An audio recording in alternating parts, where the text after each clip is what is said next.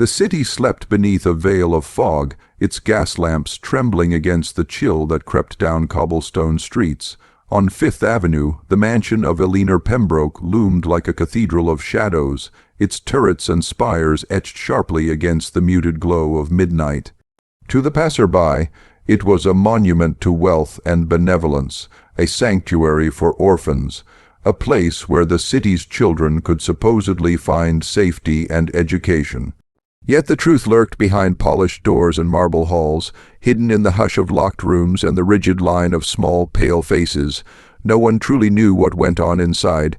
Whispers circulated in the neighborhood, tales half remembered and laced with fear. Mothers warned daughters to avoid the towering gates. Boys returned home, their eyes hollow, and spoke of strange sounds at night. Footsteps in empty corridors, murmurs behind locked doors. The mansion seemed alive, breathing beneath its veneer of refinement. And at its center stood Elellanena Pembroke, veiled in silk and black lace, a woman whose reputation for charity hid a cruelty few dared to imagine. Inside the grand hall, chandeliers dripped crystal over polished mahogany tables. The scent of roast peacock mingled with the faintly metallic tang of polished silver. Servants moved with precise, rehearsed motions, their uniforms spotless, gloves gleaming under the candlelight. Tonight, the city's elite had come to honor the widow. Senators, judges, magnates, they arrived in silks and tailored coats, their faces flushed with anticipation and the thrill of being in the presence of wealth. To the outside world, Elellanena Pembroke was a paragon of virtue, the guardian of innocence. But within the mansion, innocence did not breathe freely.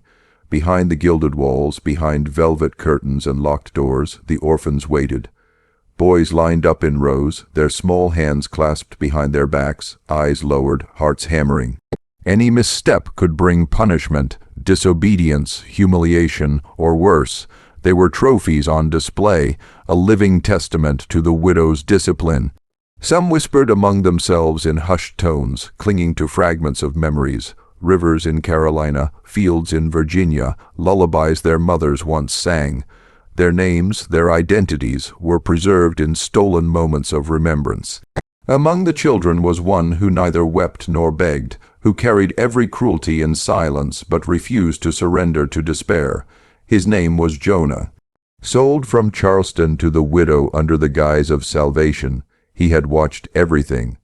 The punishments inflicted upon Samuel, Isaac, Thomas, the secret meetings behind locked doors, the rituals that left the boys trembling.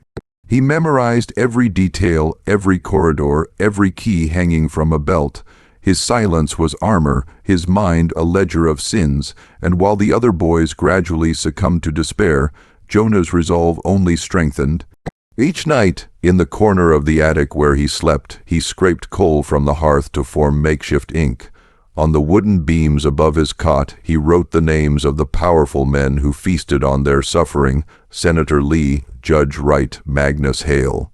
When the ash was brushed away, the marks vanished, but the memory remained, carved into his mind with precision. He observed patterns, which corridors were safest at which hours, which servants whispered secrets, which guests carried rings of authority. Every detail was a tool, every fragment of knowledge a weapon waiting to be drawn. The mansion had its rituals, and Elellanena Pembroke presided over them with a serenity that chilled the bones of those who saw it. When the guests departed, she retired to the grand parlor, kneeling before a towering portrait of her late husband, Richard Pembroke. Candles dripped wax onto silver trays, casting grotesque shadows across her face as she whispered vows that sounded more like commands than prayers. The children watched from the shadows, their fear tempered by understanding. Eleanor's power thrived on belief, hers the city's and the guests', yet even in her solitude, Jonah saw cracks in her façade. Each ritual bound her tighter to a dead man's memory, a delusion she mistook for divine purpose. The seasons passed, and Jonah's observation turned to calculation. He learned the language of poisons, of herbs and powders, committing their effects to memory even before he could touch them. He noted which wines were favored by the men of influence, which servants were loyal, which corridors led to secrets. Every moment of obedience, every act of endurance, sharpened his patience. One night he overheard a key being slipped into a guest's pocket, memorized its shape, and sketched it in ash above his bed. Piece by piece, he built a mental map of the mansion's every hidden corner. Though he spoke rarely, when he did, his words carried weight. He reminded the younger boys of their names, of the lives they had before the academy stole them, whispering stories of rivers, fields, and songs their mothers once sang. He refused to let the mansion erase their humanity. Children gravitated toward him, sensing a quiet strength, a presence that gave them something they had almost forgotten: hope. "Do you ever pray for rescue?" a boy named Elias asked one evening. Jonah shook his head. "No one is coming. We are the only ones left," he said. The words were blunt, but they conveyed truth. Jonah's patience was a slow, burning fire. He tested routines, observed guards, traced the flow of meals and libations, recorded the rhythm of the mansion. Every candle extinguished, every footstep, every whisper was a part of his strategy. He waited for the moment when cruelty could be met with justice, when the illusion of benevolence would shatter and the city itself would see the truth. And Elellanena Pembroke remained unaware, consumed by her own obsession, blind to the watchful eyes that measured her every move. She believed her empire eternal, her cruelty justified, her legacy sacred. Yet Jonah's eyes saw beyond the veil.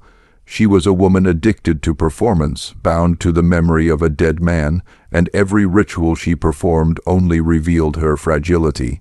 The mansion slept under fog and shadows, the children hidden within its walls, the elite ignorant of the horrors concealed beneath opulence. But Jonah's patience stretched across months and years, a silent drumbeat of reckoning.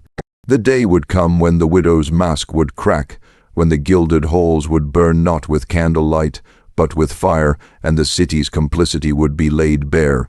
Until then he waited, a quiet sentinel in a house built on bones, memorizing every secret, plotting every step, carrying the weight of countless stolen childhoods with the steady certainty of a storm yet to break. The evening arrived as though summoned by the widow herself. Outside, the storm had gathered strength, rolling in thick clouds and sheets of rain that battered the streets of New York. Carriages splashed through puddles, wheels grinding over cobblestones, carrying the city's elite to the gates of the Pembroke mansion. Lanterns glimmered in the downpour, illuminating faces flushed with excitement and anticipation. Servants scurried along the gravel paths, umbrellas held over the shoulders of guests, polished boots slipping on wet stones, yet all moved with the grace expected in the presence of Elellanena Pembroke. Inside, the mansion gleamed with a warmth that belied the horror that lingered in its shadows. Chandeliers flickered above polished mahogany tables, casting kaleidoscopic reflections over crystal decanters filled with wines imported from Bordeaux and the Rhone.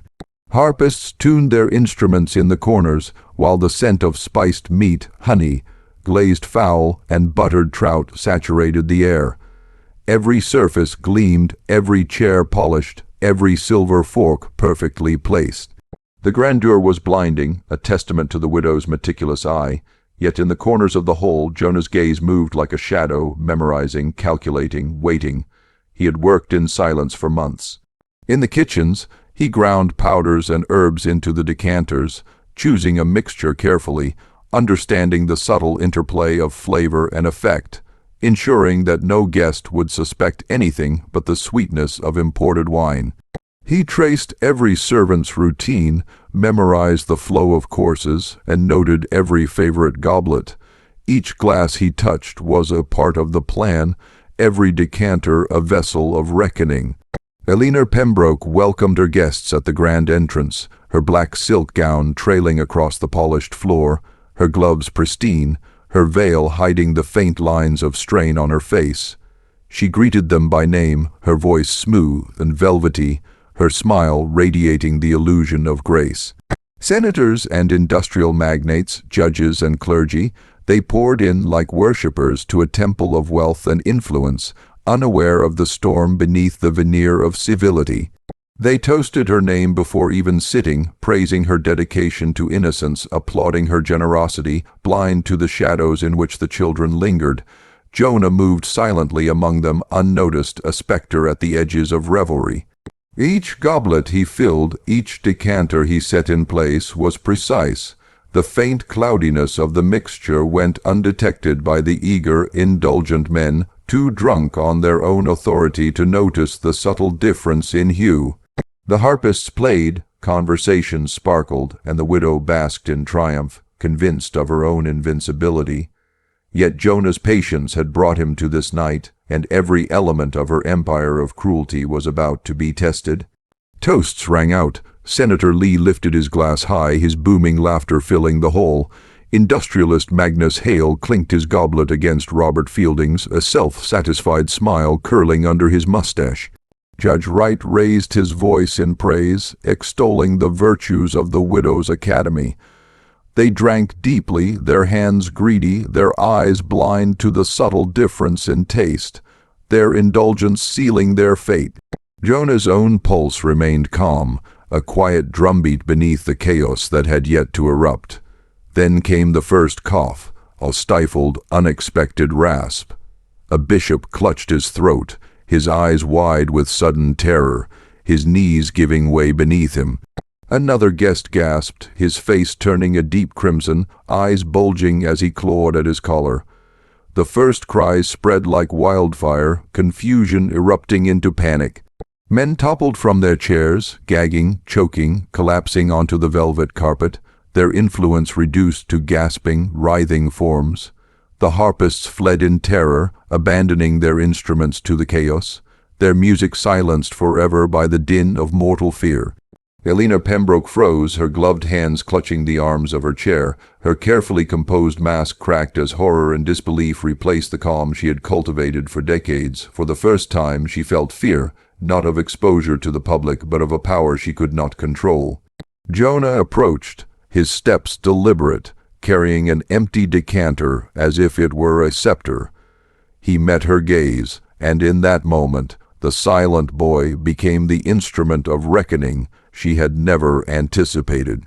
"Your academy teaches its final lesson tonight," he murmured, his voice low but cutting through the cacophony like a blade.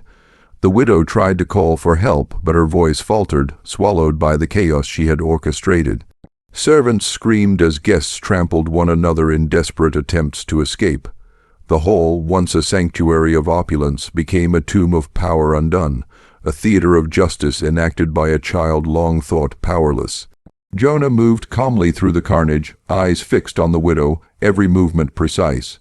Around her, men who had built fortunes on the suffering of others fell into gasping heaps, their authority dissolved into dust. Finally, he reached her. She cowered against the portrait of her late husband, eyes wide, gloved hands trembling. "What have you done?" she whispered, voice barely audible over the chaos.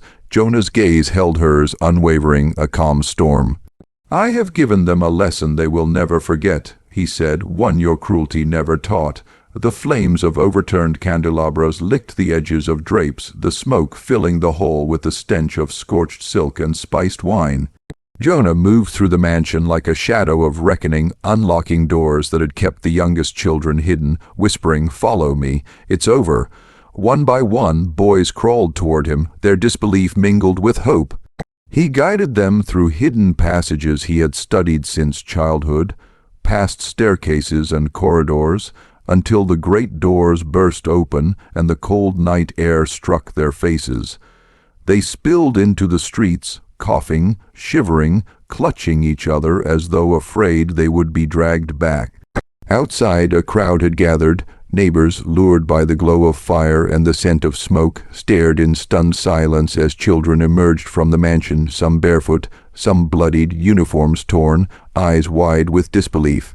Murmurs rippled through the crowd. Where had these children come from? What had been hidden behind the mansion's gilded gates? Then the widow appeared, staggering from the collapsing hall, her gown trailing sparks, powdered face streaked with sweat, veil torn. Once revered as a saint of charity, she now resembled a wraith, choking on her own lies, her authority dissolved. Jonah raised his voice over the roar of fire and the murmurs of the crowd. "This is your saint," he shouted, pointing to the widow.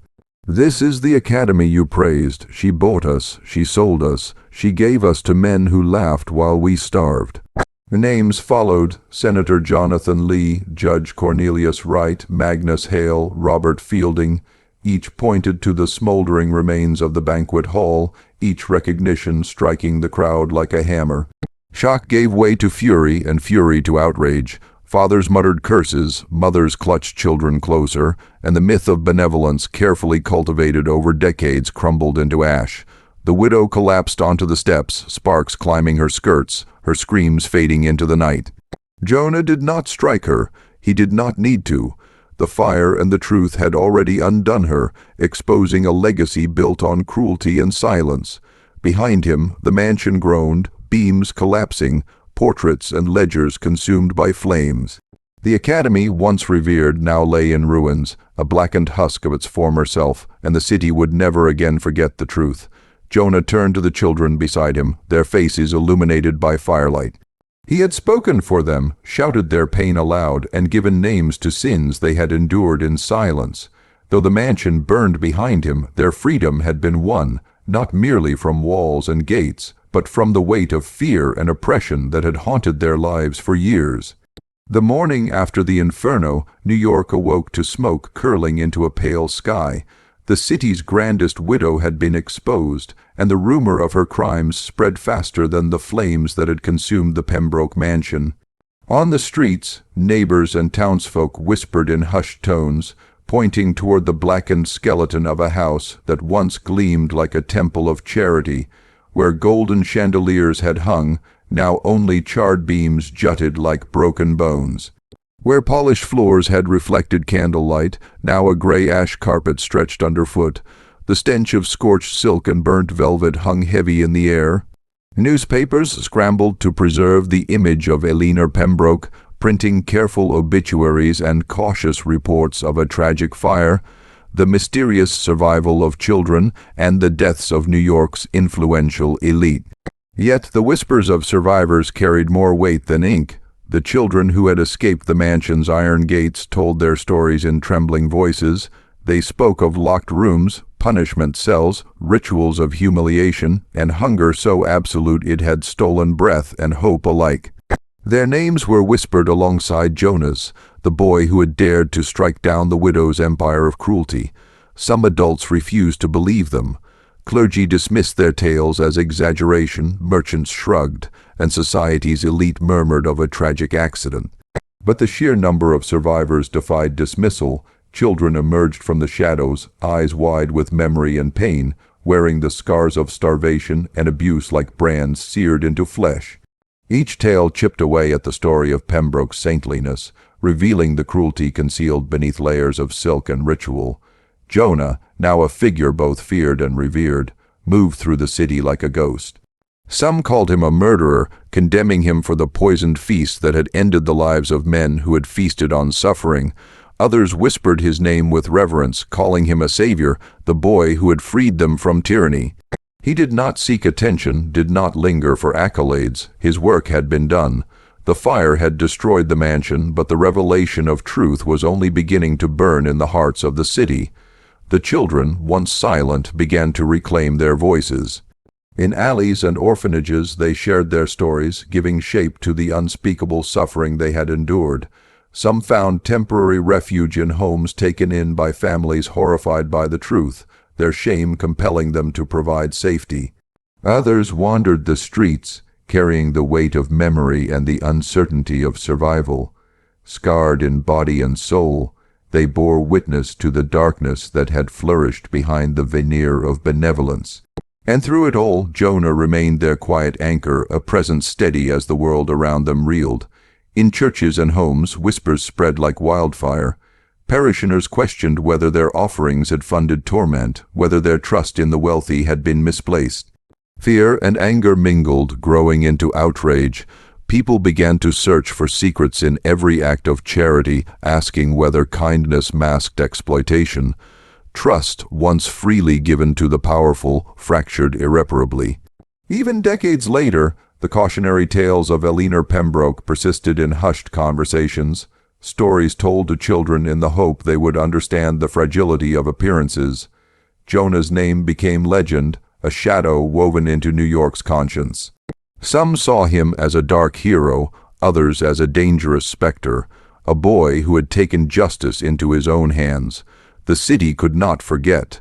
Plaques bearing the Pembroke name were quietly removed from churches, libraries, and institutions.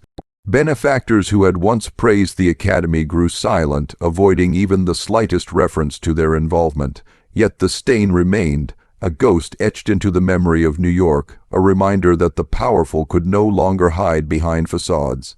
As the years passed, the story of the Pembroke mansion and the Academy built upon shattered childhoods became a subject of cautionary legend. Writers spun tales of a boy who rose from silence to unmask cruelty, of a woman cloaked in silk who ruled over children like a dark queen, and of a city that had ignored suffering until it could no longer. The mansion itself became a memory, recalled not for its grandeur, but for the screams and the injustice it had concealed. Survivors aged, carrying their stories to sons and grandsons, ensuring the truth endured beyond the reach of time. Jonah's legacy, too, became complex. Some remembered him with gratitude, a savior who had acted when adults failed. Others whispered of vengeance, fearing a boy who had dared to wield power with precision and patience. His fate remained a mystery. Some claimed he disappeared into the shadows, leaving behind only whispers and memories. Others suggested he had moved beyond New York, taking his sense of justice into the wider world. But wherever he went, the shadow of his actions lingered, a reminder that silence could be broken and that even the most entrenched cruelty could be undone. Elellanena Pembroke's name, once celebrated, became synonymous with hypocrisy and terror. The city remembered her not as a paragon of virtue, but as a figure of caution, a warning that appearances were fragile and that power unchallenged could twist into monstrosity. The survivors' voices ensured her legacy could not be rewritten. In the memory of New York, the Academy was not a place of learning, but a chamber of secrets, fear, and shattered innocence. The mansion had fallen, but its lessons endured. By 1860, the Pembroke mansion was a blackened ruin, a scar on the cityscape, its ashes mingling with the wind over the streets of New York. The children had dispersed, some finding families, some navigating the harsh streets, all carrying the memory of their survival.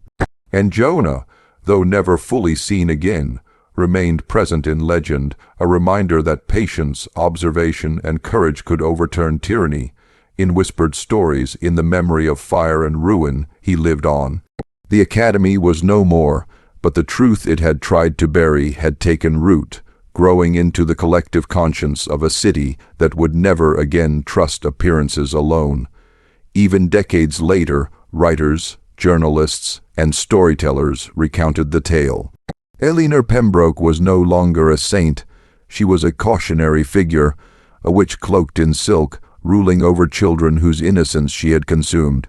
And Jonah, silent, calculating, patient, was remembered as the boy who had turned fear into action, who had burned down an empire of cruelty not with brute force alone, but with precision, intelligence, and the courage to act when the world turned its eyes away.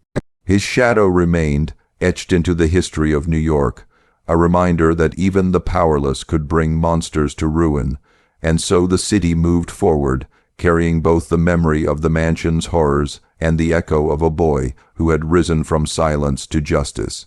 The orphans who survived grew into adults shaped by their ordeal, some devoted to protecting others, some burdened by trauma.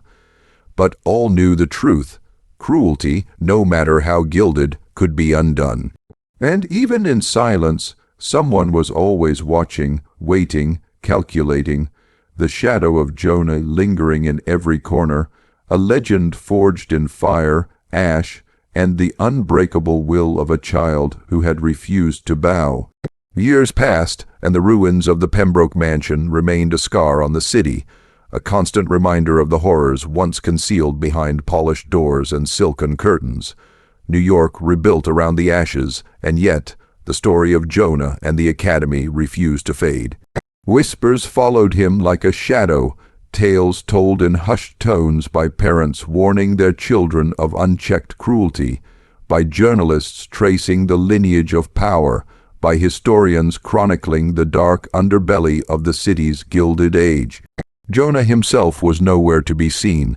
Some claimed he had left the city entirely, vanishing into the countryside or across the seas, carrying with him the knowledge of injustice and the skills to right it wherever it festered. Others said he lingered, unseen, observing the city, ensuring that those who preyed on the vulnerable were exposed before they could build another empire of cruelty. In alleyways and orphanages, the older children recounted his story to the younger ones, their eyes wide with reverence and fear. He had become legend, a ghost who haunted not buildings but the very conscience of the city. The surviving orphans of the academy found themselves adrift, their lives forever altered. Some were adopted by families who sought redemption for their ignorance, yet even under care, the memories of starvation, isolation, and ritual humiliation clung like shadows. Others roamed the streets, hardened and wary, their young lives sharpened by trauma into a keen understanding of the world's cruelties. Each of them bore the imprint of Elellanena Pembroke's reign, and each had witnessed Jonah's decisive act of rebellion, carrying with them the lesson that even the powerless could reclaim agency. Public perception shifted slowly but irreversibly. The myth of philanthropy that had cloaked the Pembroke Academy dissolved into ashes, replaced by the harsh truth of complicity and corruption. Institutions once lauded for their charitable work were scrutinized, their doors probed for hidden cruelty. Churches questioned their past donations. Wealthy benefactors grew hesitant, wary that their acts of charity could be turned against them in the court of public opinion. Trust, once freely given, fractured, and in its place rose a vigilant skepticism. Jonah's own presence was felt in subtle ways. Scholars spoke of a boy who had seen too much, who had endured silently, and whose patience had culminated in a single night of reckoning. He became a symbol of justice outside the law, a reminder that moral courage often resided where institutional authority failed. Legends painted him alternately as a savior, a specter, a young avenger whose precision and intelligence had undone the most powerful people in New York.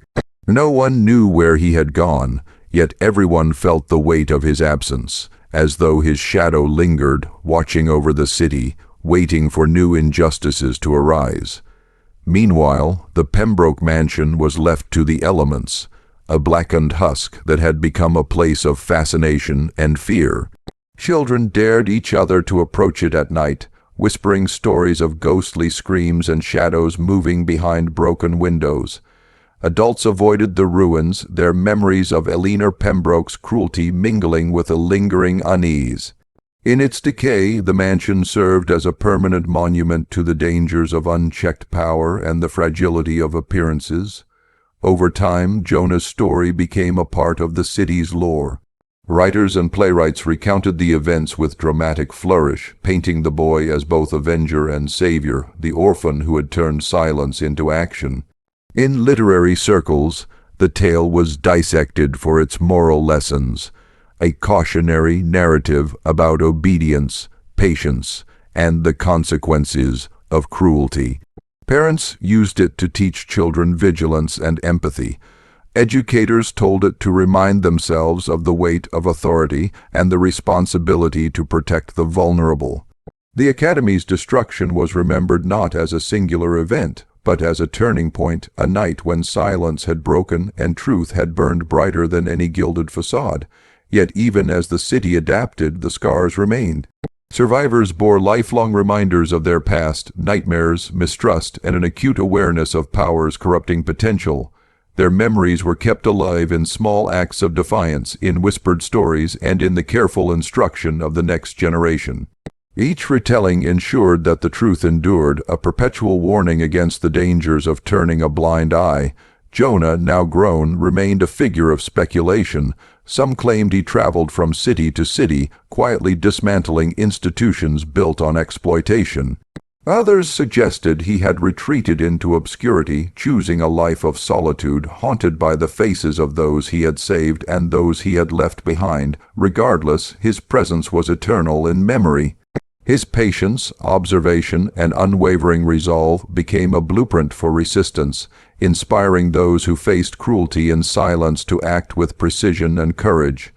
In the years that followed, New York itself changed. The scandal of the Pembroke mansion fractured trust in the city's elite and prompted reforms in orphan care, charity oversight, and social responsibility.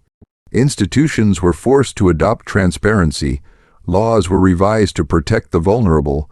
The public became vigilant, no longer willing to accept appearances at face value. Jonah's actions, once feared, became a catalyst for lasting change, proving that one individual, armed with resolve and knowledge, could reshape the moral landscape of an entire city. The mansion, though gone, lived on in memory. Scholars, survivors, and storytellers ensured that its lessons were never forgotten. Elellanena Pembroke's name, once associated with piety and generosity, became a cautionary emblem, a reminder that cruelty often hides behind virtue and that the powerless, if patient and resolute, can overturn the most formidable empires. And in the quiet corners of the city, in orphanages and alleys, in whispers passed from parent to child, Jonah's shadow endured, a testament to vigilance, courage, and the unbreakable will of one boy who refused to be silent. Even decades later, the story was told, retold, and adapted. It became legend, history, and cautionary tale simultaneously. Jonah remained the silent figure at its center, a boy who had endured, observed, and acted when the time was right. His legacy was not in fame or fortune, but in the change he inspired, the freedom he carved for the powerless, and the indelible mark he left on the city's conscience. New York would never forget the night when innocence had fought back, when silence had broken, and when fire had revealed the truth. Years had passed since the night of the Academy's destruction, yet the echoes of that event continued to shape the city. Jonah, now a young man, had vanished from public sight, leaving behind only whispers of his deeds and the transformed lives of those he had saved. Yet even in absence, his influence remained tangible. Former orphans, once timid and broken, now navigated the streets with quiet strength, some finding families, others carving their own paths in business, art, and education. They carried with them the memory of the boy who had refused to remain silent, and through them his legacy endured. Jonah's name, however, became a symbol of moral reckoning. Some remembered him as a savior, others as a vengeful force whose methods skirted the line of justice. In time, the city learned to balance reverence with caution, honoring his courage while understanding the heavy cost of his actions. Stories of the poisoned feast, the burning mansion, and the unveiled widow circulated in printed newspapers, oral histories, and later memoirs. Children grew up knowing the tale, the silent boy, the widow's cruelty, the night the gilded mask of charity was destroyed. It was a lesson etched into the city's consciousness, a warning that appearances could deceive and that the powerless, if patient and vigilant, could reclaim agency. Though unseen, Jonah moved like a shadow through the city. He avoided the acclaim that might draw attention, instead choosing to live quietly, sometimes intervening in small injustices, exposing corrupt guardians, defending orphanages, aiding those forgotten by society. Each act was precise and deliberate, echoing the meticulous planning he had once employed against the Academy. He became a figure of urban legend, a guardian in the shadows, whispered about in both fear and admiration. People spoke of him in hushed tones, the boy who had toppled a kingdom of cruelty, now grown into a man who continued to watch over the vulnerable. The city itself had changed. Laws governing the care of children and the oversight of institutions were tightened. Charity organizations faced scrutiny, ensuring transparency and accountability. Elite families who once wielded power unchecked now found themselves subject to moral and legal oversight. In effect, Jonah's actions had forced the city to confront its own complicity, fostering a culture of vigilance that reached beyond any single institution. Public consciousness shifted, now attuned to the unseen suffering that might be concealed behind wealth and influence. Despite these transformations, Jonah's personal burden remained. The faces of children who had perished under the widow's cruelty haunted his dreams, as did the image of Elellanena Pembroke, broken and terrified, yet still human in her fear. The boy who had once acted with silent fury now carried a weight heavier than most could imagine, the memory of suffering, the knowledge of the cost of justice, and the responsibility of power. Yet he bore it with the same calm determination that had once guided his every step within the academy, understanding that courage and patience were inseparable from true change. In quiet moments, Jonah reflected on the irony of the world he had inherited. The city, so often blind to cruelty, now moved cautiously, aware of shadows and whispers. Institutions were watched more carefully, parents taught vigilance, and children were no longer entirely vulnerable to exploitation. But the work was never done. Jonah knew that cruelty could rise again, cloaked in new forms and in new masks. The fight for justice was ongoing, and though the academy had fallen, its lessons remained. Patience, observation, and decisive action were necessary to dismantle entrenched power. As decades passed, Jonah's story merged with myth. Writers chronicled his deeds with embellishment, creating tales that were part history, part legend. In one account, he was a shadowy figure moving from city to city, toppling corruption wherever it arose. In another, he became a ghostly avenger, invisible yet ever present, ensuring that no child would ever suffer in silence again. Survivors of the Pembroke Academy continued to share their experiences with their children and grandchildren, ensuring that the horrors of the past were neither forgotten nor repeated. Jonah's influence persisted not through wealth or title, but through the courage he had inspired in those who could now see and speak. The city remembered too. New York's skyline rose around the ruins of the Pembroke estate, but even as the buildings grew taller and grander, the story of the boy who had burned an empire of cruelty remained a cautionary tale in the collective memory. Orphanages bore new names, streets carried the whispers of the past, and citizens, consciously or not, remained vigilant against the subtle corruption that once thrived unchecked. Every philanthropic endeavor was measured against the lessons of that night. Every institution reminded that transparency and integrity were non-negotiable. Jonah himself remained unseen, an observer and guardian. Though his face never appeared in print, though he walked among crowds unnoticed, his actions shaped a generation. Those who had known fear now knew courage. Those who had endured cruelty now understood justice.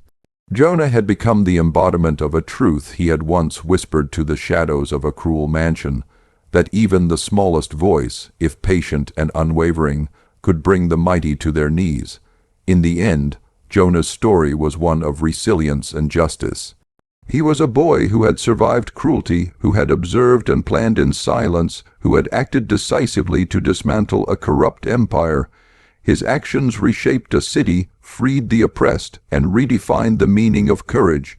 The Pembroke mansion was gone, but its legacy lived on, not in stone or gold, but in the enduring consciousness of New York, in the lessons learned, and in the whispered legend of the boy who refused to be powerless. And so, the story concluded not with Jonah's final act, but with the permanence of his impact. A boy who had been silenced became a force for change, a reminder that vigilance, patience, and courage could topple even the most insidious forms of cruelty. In every shadowed alley, every orphaned child, every skeptical observer of wealth and power, his presence remained, a quiet assurance that no tyranny, however gilded, could endure forever. The city, scarred but wiser, carried forward, its conscience awakened, forever marked by the boy who became legend. Even as the city rebuilt around the ashes of the Pembroke estate, a quiet unease lingered in the hearts of those who had witnessed that night. Jonah had vanished, slipping into the fabric of New York like a ghost, but the memory of him persisted, whispered in alleys and in the hallways of orphanages, carried in the tremulous voices of those who had survived. He was no longer merely a boy, but a symbol, a silent reckoning that cruelty would always find a reckoning. The orphans, once huddled in fear, now moved through the streets with a cautious confidence. They formed makeshift networks, helping one another, teaching the younger children to recognize threats, to trust carefully, and to rely on courage when authority failed. Jonah's methods, though violent and absolute, became a blueprint: patience, observation, and decisive action. They did not emulate his vengeance, but they carried forward his insistence that silence was a weapon and truth a shield. Meanwhile, the city's elite recoiled. Families once proud of their connection to the Widows' Academy quietly severed ties, their philanthropic reputations stained with suspicion. Churches removed plaques, and institutions once celebrated for charity underwent scrutiny. The illusion of moral authority had been shattered. For the first time in generations, wealth and status were not enough to mask cruelty. The city itself had learned a lesson, one that would echo in boardrooms, courtrooms, and drawing rooms for decades. Yet beneath the surface, shadows stirred. Jonah's absence was noted by a few who understood the significance of his work. Corruption and greed had not disappeared, only retreated, waiting for complacency to return. Whispers began of children disappearing from schools or orphanages that lacked oversight, of silent abuses hidden behind respectable doors. Rumors of a dark figure, moving unseen, confronting injustice quietly, spread among the guilty and fearful. Some said it was Jonah, still watching, still protecting. Others claimed he had become something else entirely, a myth forged in fire and vengeance. In quiet corners, Jonah observed the city he had helped to reshape. He did not intervene in every instance of cruelty, for he understood the limits of one person. Instead, he cultivated awareness, guiding without appearing. Letters left in hidden places, messages whispered to those willing to listen, advice passed quietly to reformers and guardians, all subtle reminders that vigilance was necessary. Though he remained unseen, his presence was felt like the edge of a shadow, a warning, a promise, and a reminder of the power of patience. The women and men who had survived the widow's influence carried scars, but some also bore resilience. They told their stories, teaching the next generation to question authority, to recognize duplicity, and to protect the vulnerable. Jonah's intervention had not only liberated them from immediate torment, but had instilled a moral consciousness that would ripple through society. The city, once comfortable in its self-deception, now carried an awareness of its complicity. It was a fragile awareness, but it endured. Jonah himself remained haunted. He saw the suffering that persisted, the subtle cruelties that survived behind closed doors. He grappled with the weight of his actions, the lives he had saved, the power he had dismantled, and the lives he had irrevocably altered. Yet he understood that change, true change, required both courage and patience. Even as he walked through the city's crowded streets, invisible to most, he carried the quiet vigilance of a guardian who knew that the fight against cruelty never ended. Years passed, and the story of the Pembroke mansion became legend, told in hushed tones, embellished in newspapers, and immortalized in memoirs. Jonah was at the center of these tales, sometimes demonized, sometimes sanctified. Children grew up hearing of the boy who had dared to challenge the powerful, who had burned an empire of cruelty to the ground, and who had refused to be silenced. Each retelling reinforced a simple truth: no tyranny, however gilded, could endure when confronted by courage, patience, and moral certainty. Yet Jonah's greatest achievement was intangible. Beyond the ruins, beyond the scandal, beyond the whispered tales, he had fostered a culture of awareness and resilience. He had taught orphans to recognize power and to reclaim agency. He had forced the city to confront its own blindness. And though his face remained unknown, his influence shaped the moral backbone of a generation. In subtle ways, Jonah ensured that the lessons of the Pembroke Academy, the cruelty, the silence, the abuse of power, would never be forgotten, and that vigilance would outlive fear. In the quiet of the night, Jonah often returned in memory to the burning golden hall, the cries of the guilty echoing in his mind, and the terrified eyes of the widow fixed upon him. He remembered the weight of patience, the meticulous preparation, and the certainty that justice required both courage and precision. He understood, now more than ever, that his actions were not merely revenge.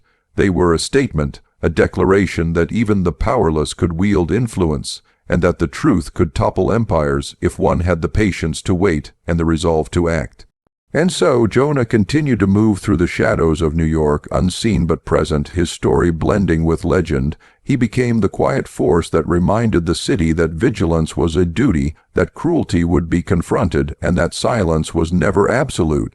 The orphans grew into adults who bore the memory of his courage, carrying it into every corner of society. In this way, the boy who had survived the cruelest academy, who had witnessed unimaginable horrors, who had acted decisively and with patience, ensured that the darkness would always meet a reckoning, and that the city would never forget. Years turned into decades, and the city changed, but the memory of that night never faded. The scorched remains of the Pembroke mansion had long been cleared, replaced by a small park where children now played under the shadow of oaks and maples. Yet even in sunlight, the ground seemed to carry a memory of fire, of suffering, and of justice delivered with the patience of a boy who had learned cruelty too young. Jonah remained unseen. Some claimed to have glimpsed him in the shadows of alleyways, slipping past corrupt officials or intercepting would-be abusers. Others whispered that he had left the city entirely, wandering the country like a specter, appearing only when injustice threatened to go unchallenged.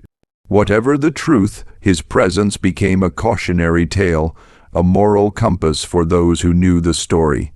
Children grew up hearing of the boy who had burned an empire to the ground, not out of vengeance alone, but out of necessity, and internalized the lesson: power unchecked would always consume the innocent. The orphans he had saved flourished in disparate ways. Some entered positions of influence, carrying with them the quiet wisdom of patience, the understanding of observation, and the ability to act decisively. Others chose anonymity, working in small ways to shield children from cruelty or corruption. They did not seek glory, nor did they crave recognition, but Jonah's influence had seeded a network of resilience that spread quietly through New York, invisible but formidable. Even the city's elite felt the echo of that night. Families who had once flaunted wealth and piety found themselves under scrutiny, their reputations precarious. The whispers never ceased.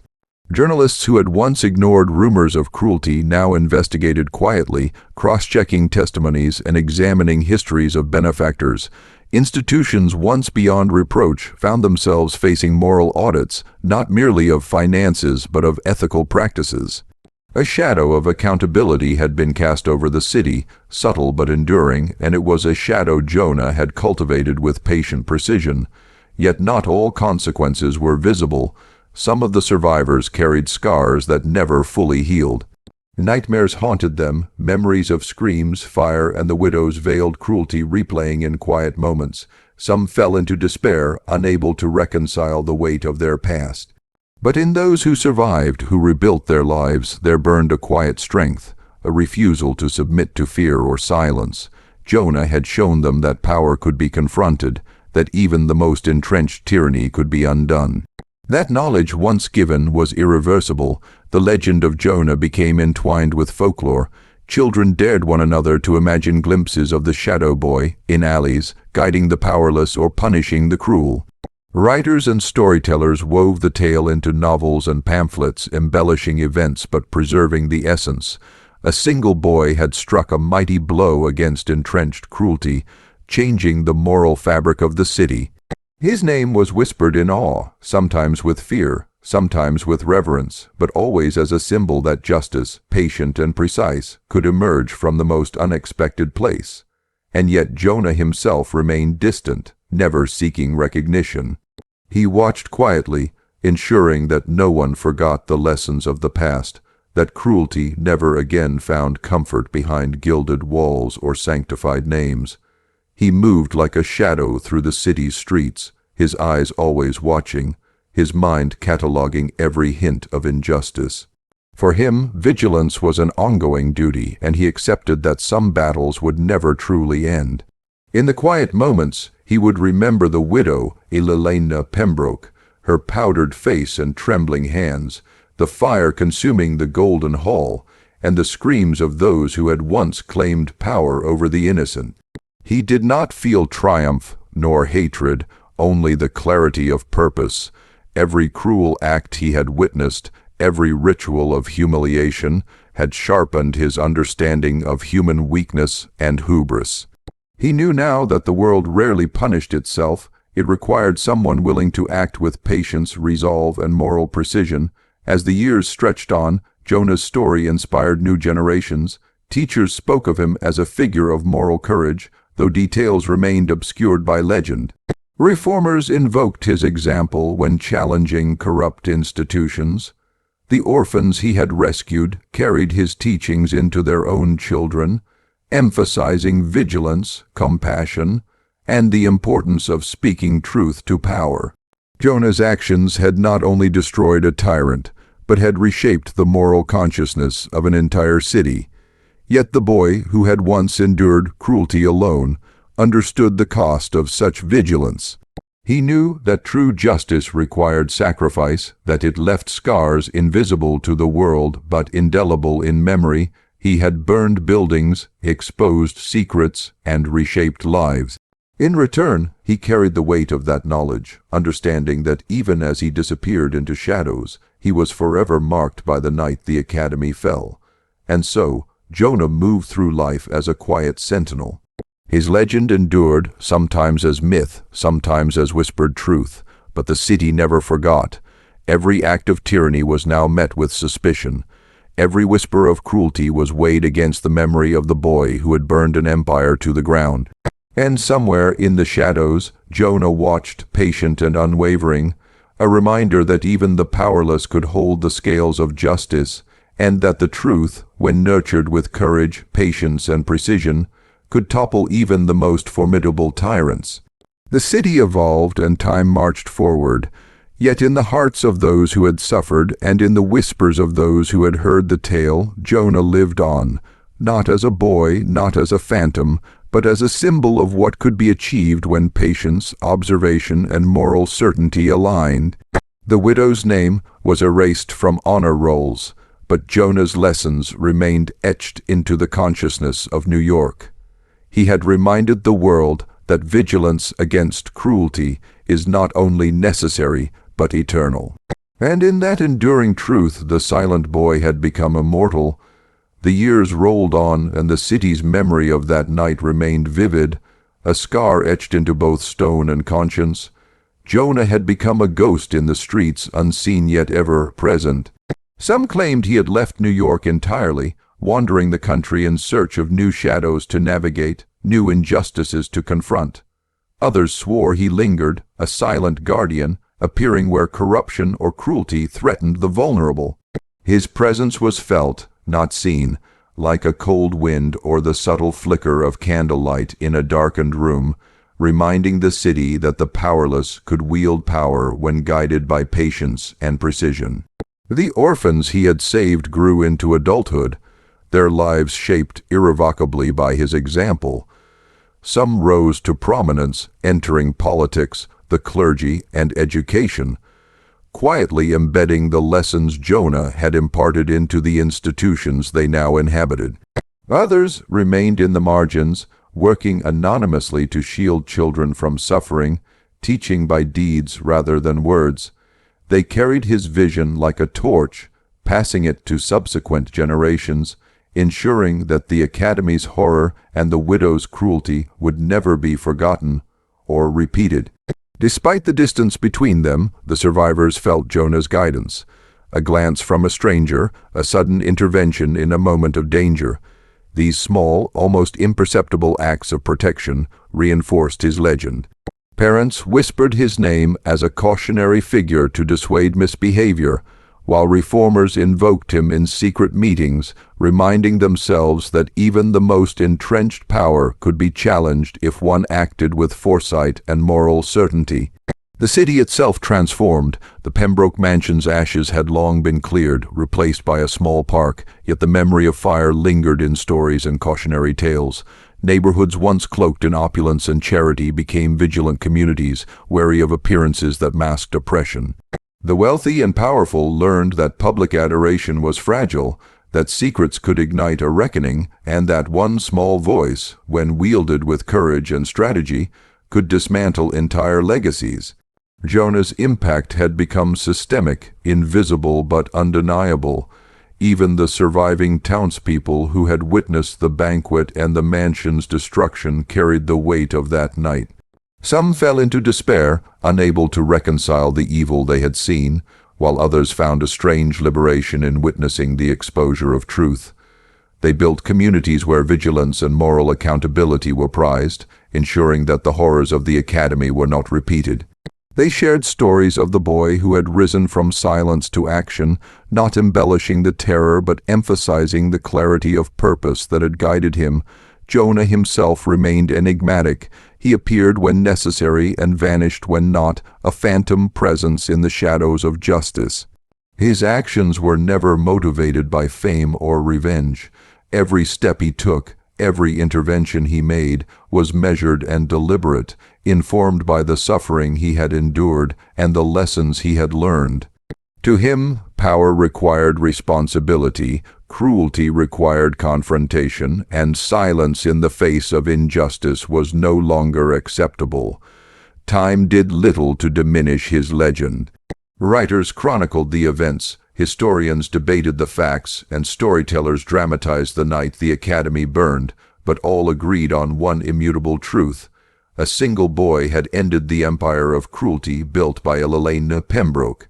Whether he was called savior, avenger, or shadow, his name became a symbol of justice, a reminder that vigilance and patience could topple even the most fortified tyrannies.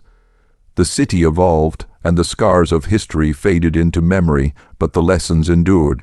Generations grew up hearing of the academy, the widow, and the boy who had dared to confront power.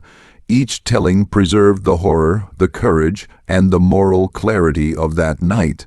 Children learned that observation was power, patience was strength, and righteous action, however delayed, could reshape the world. Yet Jonah himself never rested. He understood that evil could never be eradicated entirely. It could only be challenged, exposed, and restrained. He moved silently through life, always alert, a constant witness to injustice. To those who encountered him unknowingly, he seemed an ordinary figure, an unassuming passerby, a quiet neighbor, a shadow on the periphery. But those who suffered and those who listened carefully recognized the weight he carried and the vigilance he maintained. In his heart, Jonah never sought glory, nor did he revel in the destruction he had wrought. The memory of the widow, of the fire, and of the banquet haunted him as a reminder of human fragility and the cost of cruelty, yet he knew that his actions had created ripples far beyond the academy's walls. Children were no longer silent. Cruelty could not hide behind gilded masks. The moral landscape of the city had shifted permanently, and the invisible hand of justice he had exercised would guide it for years to come. The legend of Jonah, the silent boy who became an agent of reckoning, endured. Parents whispered his story to frighten would be tyrants into submission. Reformers invoked his example in clandestine councils. Writers immortalized him in prose and verse, and the survivors of the academy carried his teachings in their hearts, embedding them in the lives they built. Jonah's shadow lingered over the city, a constant reminder that even the most entrenched evil could be undone by courage, patience, and a precise hand. And so, as the decades passed, Jonah became more than a boy, more than a myth. He became a symbol of resistance, of moral clarity, and of the enduring truth that power, however absolute, is never immune to the vigilance of the observant and the just. The city, scarred but wiser, remembered him not merely as a figure of fear or legend, but as a reminder that even the powerless can change the course of history. Even in silence, Jonah's work continued. Each child protected, each corrupt figure exposed, each act of tyranny disrupted carried the weight of the night the academy burned. He had taught the city and the world that patience could become strategy, observation could become power, and courage could topple empires. And in that enduring lesson, the boy who had once been silenced found his immortality. For as long as injustice arose, his shadow would be there, watching, waiting, a sentinel in the darkness. The silent boy had spoken through fire, through courage, and through the unwavering pursuit of truth.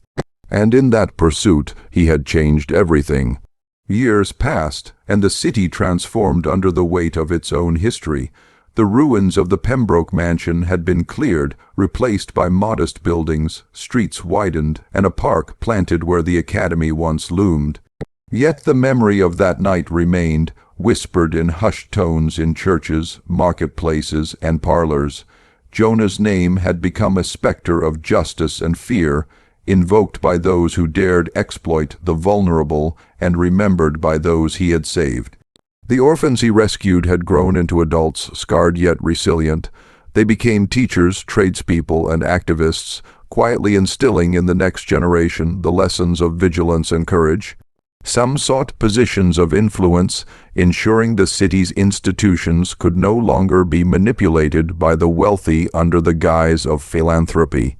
Others preferred anonymity, dedicating their lives to protecting the powerless in hidden corners of society, following the silent boy's example without ever claiming recognition. Jonah's vision had become an invisible network, a safeguard woven through the city by those who remembered the academy's horrors. The widow's name persisted in infamy. Historians and writers recounted her crimes alongside the night of the fire, framing her as a cautionary tale of unchecked power and obsession. Her former allies vanished from public life, either discredited or quietly shamed, leaving a void in the city's social hierarchy. The people learned to question appearances, to challenge authority, and to consider the stories of the powerless alongside the proclamations of the elite. Jonah's actions had permanently shifted the moral consciousness of New York. Jonah himself remained a shadow, drifting through life like a wraith. His existence was defined by observation and subtle intervention. He did not seek recognition, nor did he linger to celebrate victories. The city became his canvas, and his actions, deliberate strokes of justice, reshaped the lives of countless individuals. Where cruelty surfaced, Jonah's hand, or the influence of those he had guided, quietly intervened. In some neighborhoods, he was remembered only as a kind stranger, a teacher, or a protector. In others, his story lingered as a ghostly warning to the corrupt. Despite the passing years, the weight of the past remained with Jonah. The faces of those who suffered under the academy haunted his dreams. He carried their fear, their pain, and their hope, a constant reminder of the cost of silence and the necessity of action. His resolve never wavered. Every act of cruelty he witnessed thereafter became an opportunity to apply the lessons he had learned, turning observation into strategy, patience into power, and empathy into action. Stories of Jonah spread beyond New York. Travelers and merchants whispered of the silent boy who had toppled an empire of cruelty and saved hundreds of children from torment. In time, the legend took on mythic proportions, blending truth and embellishment. Some claimed he could move unseen through locked doors, slip past guards, and appear in moments of greatest danger. Others insisted he had become immortal, a spirit of justice wandering the streets, forever vigilant. Yet Jonah remained human. He aged, felt pain, and experienced sorrow. The burden of knowing evil so intimately weighed heavily upon him. Still, he drew strength from the knowledge that his actions had inspired change, that the voices of the silenced had been heard, and that his patience and strategy had toppled what no single adult could have dared confront. He learned that true power did not reside in wealth, titles, or influence, but in knowledge, observation, and moral clarity. The city itself evolved, shaped by memory and consequence. Laws were reformed, oversight increased, and charity organizations were scrutinized more rigorously. Public consciousness shifted. Acts of cruelty hidden beneath gold and silk could no longer evade accountability. Jonah's shadowy presence ensured that vigilance was maintained, a subtle but enduring force guiding the moral compass of New York. Through it all, the children he had saved continued to carry his lessons forward. In quiet schools and hidden workshops, they taught others the importance of courage, patience, and speaking truth to power. The Academy's survivors became mentors, protecting the innocent and challenging the corrupt. Jonah's legacy, though invisible in the streets and courts, became a network of moral guardianship, a testament to the power of one boy who refused to remain silent. And so, the story of Jonah, the silent boy who became an agent of reckoning, endured, not as a mere tale of revenge, but as a blueprint for justice, a reminder that patience could be a weapon, silence could conceal strategy, and courage could topple even the most fortified empires. The city remembered, generations learned, and the shadow of one boy's resolve lingered, a permanent presence in the struggle between oppression and liberation. In the end, Jonah understood that the world would always contain cruelty and injustice. But he had shown that even the powerless could act with precision, that patience and observation were formidable tools, and that one determined individual could rewrite the narrative of entire generations. His work was never finished, for the fight against oppression is eternal, and as long as injustice arose, Jonah's shadow would remain, a silent sentinel guiding those who dared to stand, to observe, and to act. Decades had passed since the night the Pembroke mansion burned. New York had transformed, its streets teeming with commerce, its skyline climbing ever higher, and yet the memory of that night remained etched in whispers, in shadows, and in the scars of those who survived. Jonah, the silent boy who had once walked unseen among opulent cruelty, had become something more than legend, an enduring presence in the city's conscience. The children he had saved had grown into adulthood, each carrying his lessons forward. Some became teachers, passing on not just knowledge of letters and numbers, but of vigilance, justice, and courage. Others found their way into politics, law enforcement, or activism, quietly shaping policy to prevent cruelty from flourishing under gilded masks. Families who had once been blind to the suffering of the powerless now looked twice at charity, scrutinized the promises of the elite, and demanded transparency. Jonah's influence was invisible yet undeniable, a network of moral guardianship seeded across generations. As for Jonah himself, he remained a shadow. Time had touched him, his face lined and his hair streaked with silver, but his eyes still burned with the same intensity they had as a boy. He moved through the city with purpose, observing, listening, and acting where injustice surfaced. He never sought fame or recognition. The world did not need to know his name to feel the weight of his presence. Yet occasionally, in the flickering candlelight of a quiet home, a frightened child would whisper his name with reverence, and somewhere in the quiet of the streets, Jonah would smile silently. The story of the Pembroke Academy had become a cautionary tale taught in schools, retold in newspapers, and dramatized in small theater productions. Elellanena Pembroke, once venerated as a saint of charity, was now remembered as a cautionary figure, a woman who cloaked cruelty in silk and piety, undone by the quiet power of a single boy. Her name was no longer spoken with reverence. It was invoked with fear, disgust, or solemn warning. The myth of her sanctity had crumbled, leaving only ashes and memory. Yet even as the city healed, Jonah understood that evil could never be eradicated completely. New forms of cruelty arose, veiled in wealth, authority, or influence. But the lesson endured. The powerless are never truly without power if they observe, if they endure, and if they act with precision. Jonah had shown the city that patience could be a weapon, silence a shield, and courage a force that could topple even the most fortified empires. One evening, long after the city had forgotten the names of the men who had perished in the banquet hall, Jonah walked along the old site of the Pembroke estate.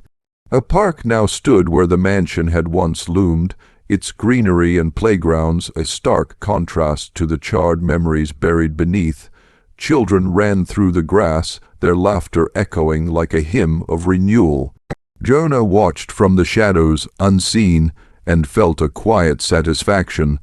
The fire had not only destroyed a house, it had cleared the path for hope, resilience, and justice to grow. A young boy, clutching a worn book, approached Jonah timidly. "Are you him?" he asked, eyes wide with awe and curiosity.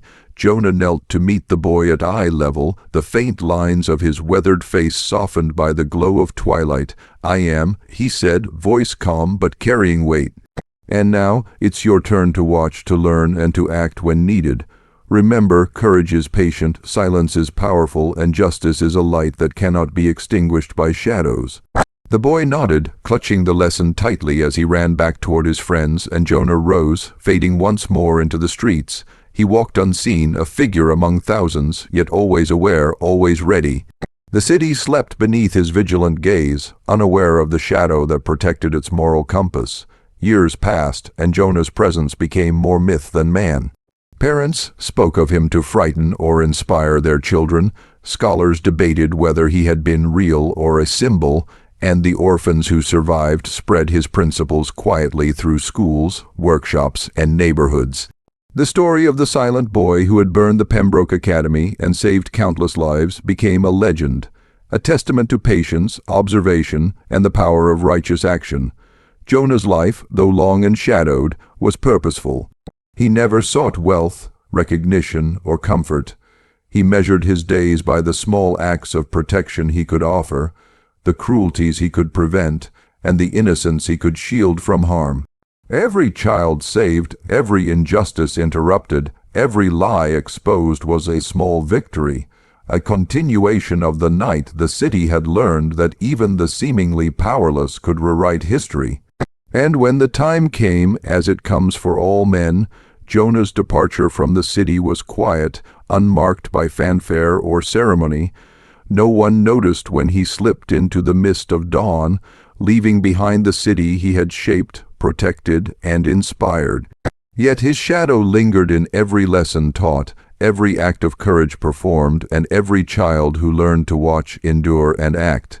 He became eternal, not in body, but in principle, a guardian woven into the fabric of New York itself. In the annals of history, Jonah's story endures, not merely as a tale of revenge or destruction, but as a beacon of moral clarity, a testament to patience, resilience, and the power of a single determined individual to confront oppression. The city that once worshipped false saints now remembered him, the silent boy who became a shadow of justice, a whisper of accountability, and a force that ensured the powerless could rise. The Pembroke mansion was gone, but its lessons burned brighter than ever. And in the quiet streets of New York, when the night falls and shadows stretch long, some still whisper his name, a reminder that justice, though patient and silent, always finds a way.